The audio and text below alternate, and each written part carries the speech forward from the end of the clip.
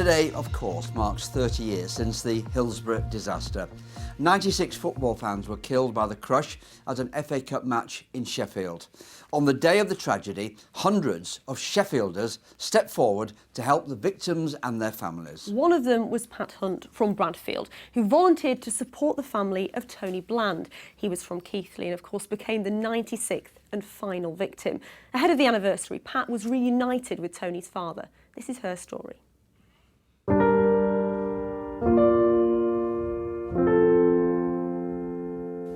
On the day of the Hillsborough tragedy, there was a public call for local people to help because there was a recognition immediately of the scale of the tragedy and that local people were going to be needed to help. We were going to be introduced to one of the families as they came into Sheffield looking for their loved ones.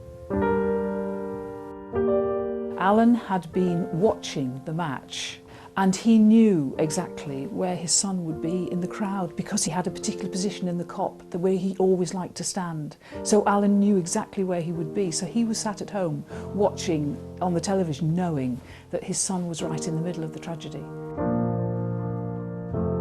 The first thought was, is he amongst those who have died?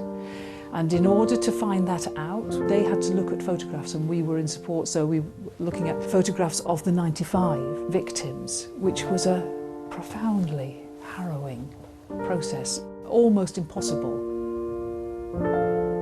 And we found him in the intensive care unit, something like a dozen, 15, 16, mostly young men, all in deep comas. So it was an extraordinary action.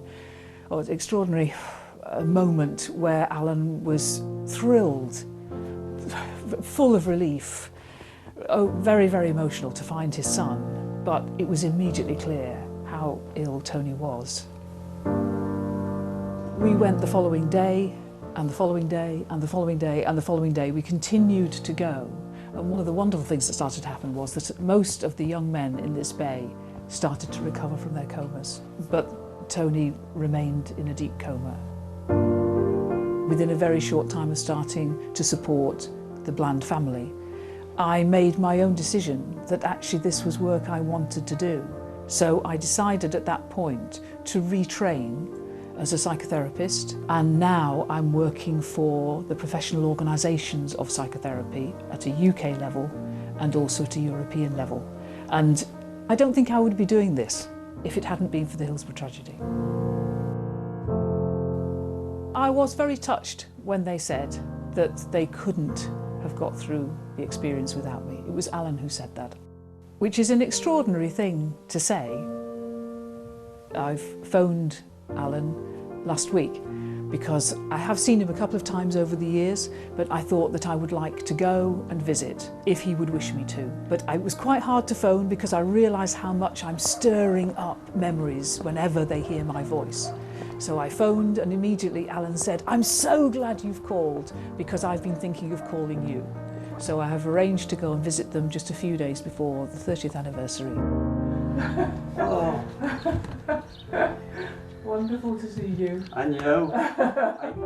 We've met some lovely people under the wrong circumstances. I've had people cross over when I've been walking down because they don't know what to say.